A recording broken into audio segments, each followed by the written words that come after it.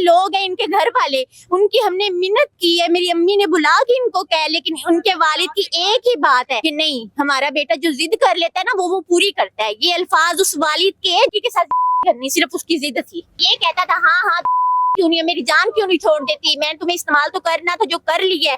उल्टा उसको इस तरह से उसको टैकल कर रहा था कि वो हमें बता भी नहीं सकती थी कि मैं इतनी तकलीफ में हूँ, मुझे ये कह रहा है कि ये बात होता है। ज़हनी टॉर्चर उसने उसको इतना किया है ना कि वो बच्ची हमसे कुछ कह नहीं सकी और उसने अपनी जान दे दी है। उल्टा वो हमें ये कह रही है, डीएसपी भी कह रहा है, एसएचओ भी कह रहा है, यही कह रहा है आप बैठ जाओ, आपकी और भी बेटियां हैं, हम कैसे बैठ जाएं। एक बेटी के साथ इतना जुल्म एक मोहल्लेदार ने कर लिया है, वो ये नहीं सोच रहे कि इसकी बाकी बेटियों का क्या होगा। ये खातिर अपनी जान दे दी थी, मैं अपनी बहन को पकड़ लेती। जिस माँ की ये हालत हो, मुझे बताएं हम किस लिए धक्के खा रहे हैं, हमें इंसाफ चाहिए।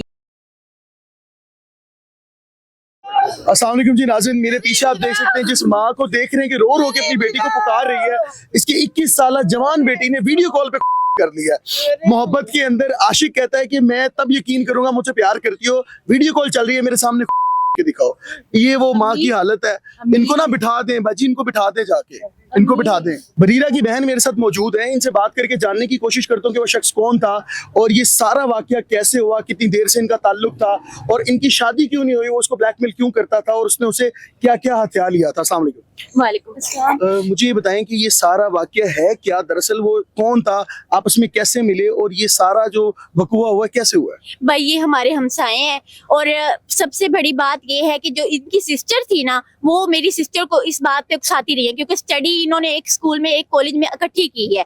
वो इस बात पे उकसाती रही है कि नहीं ठीक है तुम हमारे भाई के साथ रिलेशनशिप में हो ना, हम तुम्हारे साथ है, तब उन्होंने इसका साथ दिया है। लेकिन आज जब हमारी बहन की जान चली गई है, हमें इंसाफ चाहिए। ये जो जितने भी लोग हैं इनके घर वाले, उनकी हमने मिन्नत की है, मेरी अम्मी ने बुला के इनको कह, लेकिन उनके वालिद की एक ही बात है कि नहीं, हमारा बेटा जो जिद कर लेता है ना वो पूरी करता है। ये अल्फाज उस वालिद के हैं जिसका बच्चा आज उसको कोई पकड़ ही नहीं रहा, हमारी कोई आवाज ही नहीं सुन रहा। हमने दरखास्त दी है, हमारे बाप कह रहे हैं कि मेरा बेटा जो जिद कर लेता वो करता है। वो जिद क्या थी, शादी कर लेता, उसने लड़की पसंद आ गई थी। हमने मेरी अम्मी ने बोला था कि रिश्ता ले ले भाई, हाँ रिश्ता ले ले। कहते नहीं हम ये नहीं कर सकते, मेरे बेटे ने जो जिद की है ना वो जैसे भी जिद क्या थी, लड़की के साथ गलत करना था? लड़की के साथ करनी सिर्फ उसकी जिद थी। उसने की भी या सिर्फ जिद थी, पूरी हुई उसकी जिद? उसकी जिद पूरी उसने करने की कोशिश पूरी की है। लास्ट टाइम तक उसको उसने ये उसका जेवर भी उससे ले लिया है, उसको घर आके उकसाने की कोशिश भी उसने की है।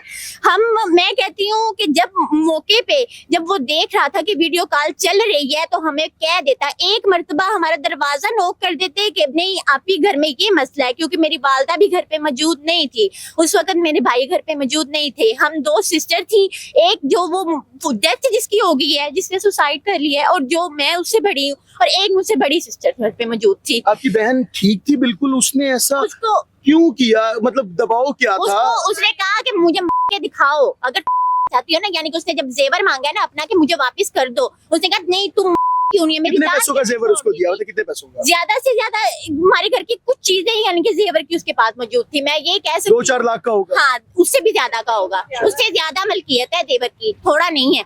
एक अम्मी की माला है, दूसरे मेरी सिस्टर की कांटे हैं गोल्ड के, और तीसरे नंबर पे उसने हमारे घर पे आके बकायदा मेरी बहन को जबरदस्ती करके बाद में जब वो मांगती थी ना तो उल्टा ये कहता था हाँ हाँ तुम क्यों नहीं है, मेरी जान क्यों नहीं छोड़ देती, मैंने तुम्हें इस्तेमाल तो करना था, जो कर ली है। उल्टा उसको इस तरह से उसको टैकल कर रहा था कि वो हमें बता भी नहीं सकती थी कि मैं इतनी तकलीफ में हूँ, मुझे ये कह रहा है कि ये बात होता है। ज़हनी टॉर्चर उसने उसको इतना किया है ना कि वो बच्ची हमसे कुछ कह नहीं सकी और उसने अपनी जान दे दी है। और जब उसने जान दे दी, अगर ये इतना अपने बाप का बेटा होता ना तो मर के दिखाता, कहता मैंने इसके साथ ये बात की थी, आज मैं भी अपनी जान देता हूँ। लेकिन नहीं, इसने सिर्फ इस्तेमाल करना था, इस्तेमाल करके उसने मेरी बहन को छोड़ दिया। कितना अरसा आपस में ये लोग ताल्लुक के साथ रहे हैं? कुछ 4 साल का 4 साल का ताल्लुक था। आप लोगों ने बार बार जाके कहा कि इसका शादी कर, एक दफा नहीं, वो 4 साल में वो मिलता भी रहा है उसके साथ, मिलता रहा। जो एक जिस्मानी ताल्लुक होता है वो भी बना लिया था। वो भी था। ये बड़ी सिस्टर उनके घर गई हैं, इन्होंने जाके बोला है उनकी वालदा से बोला है कि नहीं पाँव पकड़े उनके कि हमारी बहन को जलील ना करे, सिर्फ, और शादी करते हैं आप लोग। उन्होंने कहा हमने शादी ये नहीं हो सकता, शादी नहीं करेंगे। हमारा बेटा जो जिद करता है वो पूरी करता है। उसने जिद की थी कि मैंने इसको इस्तेमाल करके छोड़ दिया, बस यही और वो लड़की दिल लगा बैठी थी, वो कह रही थी मैंने इसको इसलिए शादी की। मोहब्बत करती थी, उसे क्या पता था कि ये तो इंसान बस हवस का पुजारी है। किस जगह का वाकया मेरी बहन, और वहाँ पर SHO कौन है, SHO DSP कौन है इलाहाबाद में, कोई पता है? नहीं, अच्छा, ये इलाहाबाद का वाकया है, बाहर नहीं निकलते, हमें नहीं ठीक है। पता। मतलब ये वाकया इलाहाबाद का, इलाहाबाद के अंदर तहसील चुनी है, डिस्ट्रिक्ट कसूर है, ठीक है जी। इलाहाबाद इलाका है, तहसील चुनी है, डिस्ट्रिक्ट इसका कसूर है, मोहल्ला फैसलाबाद जी, मोहल्ला फैसलाबाद है। वहां पर जो भी SHO तैनात है, मरीम नवाज साहिबा, इनकी वीडियो इस वक्त पूरे सोशल मीडिया पे सर्कुलेट कर रही है, जगह जगह पर ये अपनी आवाज को फैलाने की कोशिश कर रहे हैं। ये बेटी के लिए इंसाफ लेने निकले थे, क्योंकि वो मोहब्बत के एक बंधन में बन चुकी थी। उसकी उम्र भी 20-21 साल थी, कम से इनकी उम्र थी, कोई बहुत ज्यादा अक्लमंद नहीं थी। ब्लैकमेल भी होती रही बकौल इनके, और पैसे भी खिलाती रही, और यहाँ तक कि इसने कहा कि मोहब्बत का इम्तिहान तुम्हारा ये है कि अब तुम मेरी जान छोड़ो और वीडियो कॉल पे मुझे के दिखाओ। उसकी बहन ने बताया कि जनाब वीडियो कॉल चल रही थी, जब वो खुद कर रही थी, एक मोहल्ले में रहने के बावजूद वो लाइव वीडियो कॉल देख रहा था। उसने आके हमारे घर की दस्तक नहीं दी कि वीडियो कॉल चल रही है, आपकी बेटी पंखे के साथ लटक रही है, इसको रोक लें, बचा लें इसको, और उस लड़की ने अपनी जान दे दी। इंसानियत भी कोई चीज होती है, इंसानियत भी कोई चीज होती है, उसने किसी को भी नहीं बताया। हम एक साए के मोहल्ले में रहते हैं, पकड़ा नहीं गया, पुलिस ने क्या एक्शन लिया? कुछ भी नहीं लिया, वो हमारी कोई बात नहीं सुने, उल्टा वो हमें ये कह रही है, DSP भी कह रहा है, SHO भी कह रहा है, यही कह रहा है आप बैठ जाओ, आपकी और भी बेटियां हैं, हम कैसे बैठ जाएं? एक बेटी के साथ इतना जुल्म एक मोहल्लेदार ने कर लिया है, वो ये नहीं सोच रहे कि इसकी बाकी बेटियों का क्या होगा। वो हमारा इस बेटी की वजह से हमारा मुस्तकिल खराब हो आपकी गया। 4 बेटियां, इसको छोड़ दो। इस 4 बेटियों को क्या करना है? आप बैठ जाओ, क्योंकि भी तो शादी आप लोगों ने करनी है ना, तो ये तो मर गई, बस ठीक है, इसको छोड़ दो, ये किस्सा खत्म कर दो। साथ साथ कॉम्प्रोमाइज कर लो, सुलह कर लो हमारे साथ। हम सुलह कैसे करें?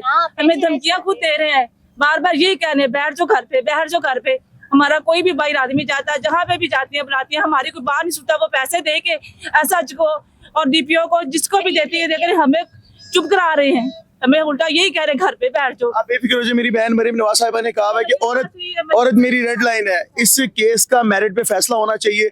अगर तो इनके साथ नाइंसाफी हुई है तो इनको बिल्कुल उसका नेमुल बदल मिलना चाहिए, मरीम नवाज साहिबा को नोटिस लेना चाहिए और हक पे फैसला होना चाहिए। अपने मेजबान को दे इजाजत। हमारी बहन मरी ना से वो भी हमारे सामने मरे। ये एक बहन की ख्वाहिश है, ये एक बहन का बदला है। हमारे साथ भी जैसे वो तड़पती रही और ये वीडियो कॉल पे देख रहा था, इसने नहीं ना हमें बताया, लेकिन हम अपनी आंखों से देखना चाहते हैं कि उसकी निकले, उसके ये हशर हो कि जैसा कि उसने हमारी बहन के साथ सलूक किया, और हमें बताया भी नहीं कि उसकी ये हालत हो। बदनसीब माँ है जो सिर्फ और सिर्फ एक ही पुकार कर रही है कि मुझे मेरी बेटी मिलवा दो, जिसकी 21 साल बेटी ने वीडियो कॉल कर ली है। आशिकी मोहब्बत के अंदर एक इंतहाई बुरा अंजाम की बेटी ने वीडियो कॉल के ऊपर किया, और वो बदनसीब शख्स भी था जिसने उसको उकसाया के लिए।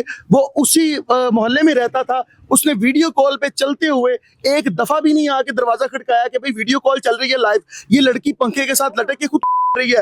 दरवाजा खटका के कहता, बहन को कहता कि भाई मुझे कह सकता था ना कि आप भी उसको पकड़ लो, उसको बचा लो, मैं उसकी खातिर अपनी जान दे रही थी, मैं अपनी बहन को पकड़ लेती, लेकिन नहीं, उल्टा हमें ये DSP SHO ये सारे की सारी की वर्दियां किस काम की हैं, किस लिए मरियम नवाज ने इनको इस जगह पे बिठाया है?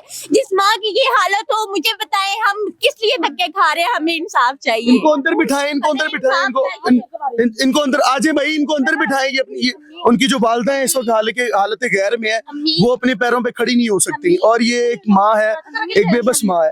इनको गाड़ी में बिठाएं, इनको ले आए, इनको दरवाजा खोल के ना इनको माजी को गाड़ी में बिठा दें, क्योंकि इनकी हालत नहीं है, ये खड़ी अपने पैरों पे खड़ी नहीं हो सकती। ले चले इनको अंदर बिठाएं, इनको पानी भी पिलाएं। नाज़रीन, ये वो माँ है, ये बदनसीब माँ है जिसकी बच्ची और रो रो के उसको बोल रही है कि मुझे इंसाफ चाहिए, मुझे इधर आए, मैं आपको दिखाता हूँ, इधर से आ जाए।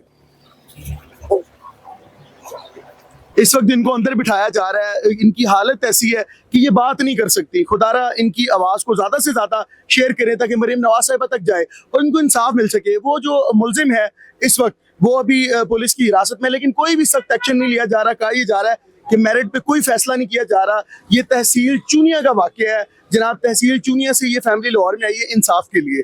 आप देख सकते हैं कि इस वक्त उनकी जो वालदा है, उनकी हालत बहुत ही ज्यादा नाजुक है, और वो उनको ना अभी अंदर बिठा के पानी शानी पिला रहे हैं।